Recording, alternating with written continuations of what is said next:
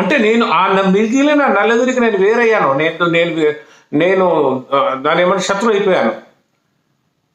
ఆమెకిచ్చాడు మాకివ్వలేదు, ఆమెకిచ్చాడు మాకివ్వలేదు. నేను ఈ రకంగా కొన్ని చోట్ల అడిగానండి, మీరు ఎందుకు వేయలేదు జగన్ గారి కంటే, మా వీధిలో 5 మందికి ఆయన పెన్షన్ ఇచ్చారు, నేను అప్లై చేసినా కూడా నా అప్లికేషన్ రిజెక్ట్ అయింది. అంటే వచ్చిన వాళ్ళు